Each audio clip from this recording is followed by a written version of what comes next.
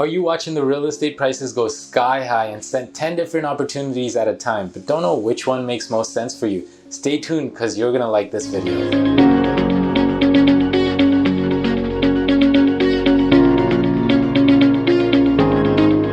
Some people are just starting out and just need to enter the market, even if that means buying a 550 square feet condo, while others own their dream home and just want to build their portfolio.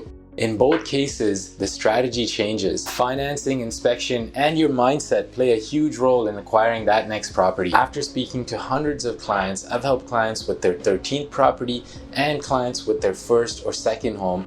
I've realized everyone is in a different stage in their portfolio. In my experience when dealing with investors, I've realized there's two types of investors: passive investors and active investors. Passive investors are people that are busy with their work and life and don't want to be as involved in the project. For such investors, I recommend homes that are under 15 years old, that require very less maintenance and can be taken care of hands-free. For the more experienced investors, I'd recommend purchasing a multifamily project with old market rents. So you can come in, renovate each unit gradually, re-rent it at current market rents, increase the net income of the property, which will directly increase the value of the project. While both scenarios are hands-free projects and don't require you to be as involved, they are long-term options that will generate good returns in the next 3 to 5 years. Active investors, on the flip side, are a lot more involved with their projects. They either buy fixer-uppers at under market value, renovate them, and turn them around in 3 to 6 months,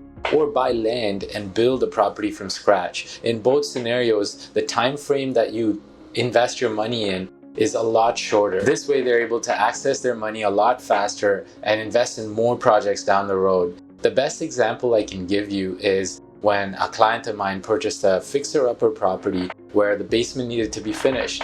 All we did is renovated the basement, added another apartment downstairs with another separate entrance, and now voila, we have a multifamily project which drastically increased its value, and now it's up $100,000 in a course of around 3 months. Both options can get you to your goal if you get one thing right. Can you guess what that is? Drum roll, please.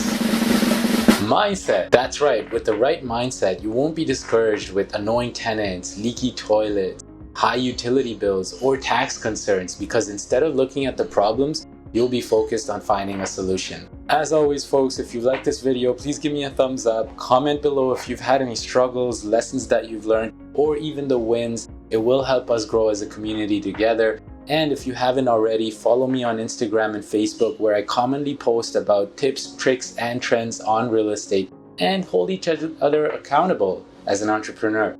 Until next time.